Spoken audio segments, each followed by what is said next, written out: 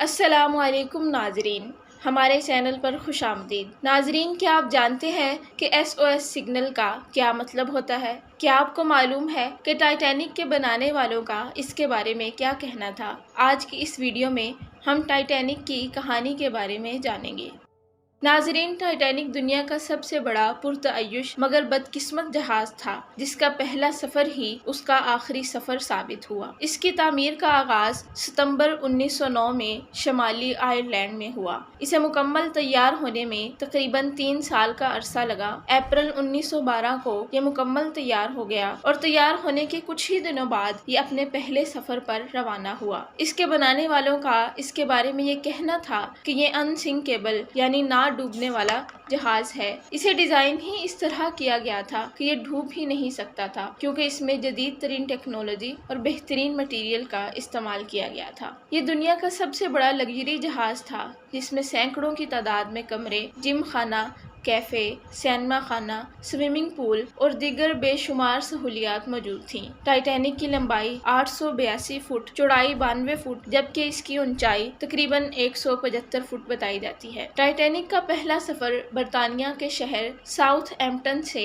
امریکہ کے شہر new York تک کا تھا۔ روانگی کے وقت اس میں تقریباً 2200 سے زائد مسافر موجود تھے جس میں عملے کی تعداد 800 سے زائد تھی۔ جہاز کا کپتان ساؤتھ ایمپٹن سے نیو یارک کے درمیان تقریباً 3000 میل کا یہ سفر جلد از جلد طے کر کے ورلڈ ریکارڈ قائم کرنا چاہتا تھا۔ اسی جوش میں اس نے جہاز کی رفتار بے حد تیز رکھی۔ 4 دن تک جہاز کا سفر بالکل ٹھیک رہا مگر پھر بدقسمتی نے اس کو آ لیا۔ جہاز ران نے موسم کی پیش گوئیوں پر کوئی خاص دھیان نہ دیا جس کے مطابق سمندر میں طوفان کا خطرہ تھا۔ شدید سردی اور جنوری کی دھند میں تیز رفتار کے ساتھ ٹائٹینک چلانے والے آگے موجود آئس برگ یعنی برفانی تودے کی موجودگی سے بروقت باخبر نہ ہو سکے۔ جہاز اسی تیز رفتاری سے رواں تھا جب کپتان کو برفانی تودے کی اطلاع ملی مگر تب تک بہت دیر ہو چکی تھی۔ موڑ کاٹتے ہوئے جہاز کو بچانے کی کوشش کرتے ہوئے اس کی زوردار ٹکر برفانی تودے سے ہوئی جس نے اس کو چیر کر رکھ دیا۔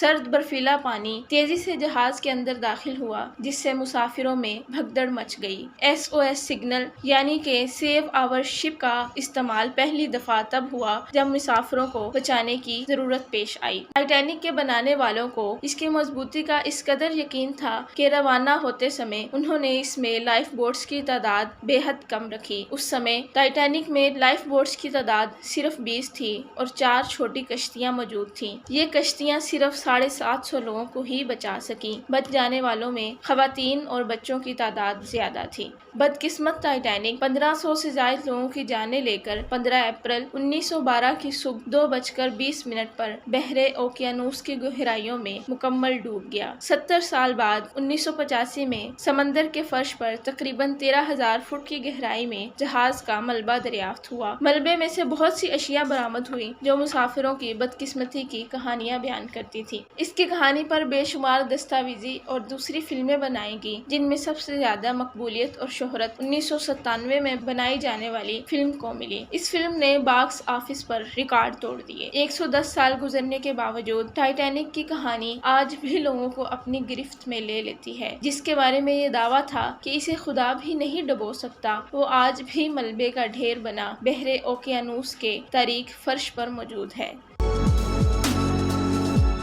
ناظرین، حال ہی میں امریکن کمپنی اوشن گیٹ کی تیار کردہ ٹائٹن نامی آبدوز ٹائٹینک کی کھوج میں روانہ کی گئی جس میں کل 5 افراد اس مہم پر روانہ ہوئے۔ 18 جون 2023 کو صبح 9:30 پر یہ آبدوز روانہ ہوئی۔ پہلے 1.5 گھنٹہ سفر خیریت سے گزرا لیکن 11:15 کے بعد آبدوز سے رابطہ منقطع ہو گیا۔ دوبارہ رابطہ کرنے کی کوشش کی گئی لیکن رابطہ بحال نہ ہو سکا۔ شام 7:15 بجے اس آبدوز کی گمشدگی کی اطلاع ملی۔ اس میں تقریباً 96 گھنٹے یعنی 4 دنوں کے لیے مسافروں کے لیے آکسیجن موجود تھی۔ اس آبدوز کو تلاش کرنے اور اس میں سوار لوگوں کو بچانے کے لیے متعدد ریسکیو آپریشن کیے گئے لیکن موسم کی سختی، سمندر کی گہرائی اور تاریکی اور پانی کے درجہ حرارت کی وجہ سے کئی مشکلات کا سامنا کرنا پڑا۔ 22 جون 2023 کو تقریباً 1:15 بجے آبدوز کے اندر پریشر چیمبر میں امپلوژن کی وجہ سے اس کے پھٹ کر تباہ ہو جانے کی اطلاع ملی۔ اس کے ٹکڑے سمندر کے فرش پر ٹائٹینک سے تقریباً 1600 فٹ نیچے پڑے ملے۔ آبدوز کے 5 مسافر اس مہم پر اپنی جان گنوا بیٹھے۔ ان میں سے 2 مسافر پاکستانی نژاد برطانوی بزنس مین شہزادہ داؤد اور ان کے 19 سالہ بیٹے سلیمان داؤد بھی شامل تھے، جو کہ یونیورسٹی کے طالب علم تھے۔ شہزادہ داؤد کی پاکستان میں سائنسی تعلیم کے لیے کی جانے والی خدمات ناقابل فراموش ہیں۔ وہ اپنے خاندان کے قائم کردہ داؤد فاؤنڈیشن کا حصہ تھے، جس کا بنیادی مقصد تعلیم کی آسانی سے فراہمی تھی۔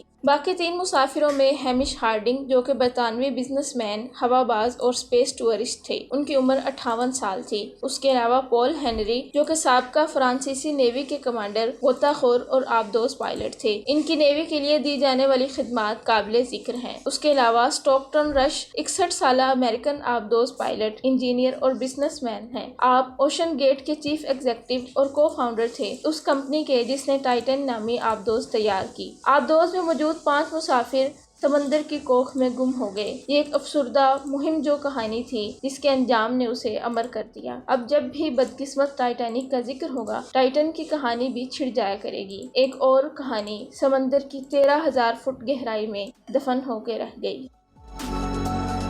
ناظرین، ہمیں امید ہے کہ ہماری اس ویڈیو سے آپ کو ٹائٹینک کے بارے میں بہت سے سوالات کا جواب مل گیا ہوگا۔ بہت شکریہ۔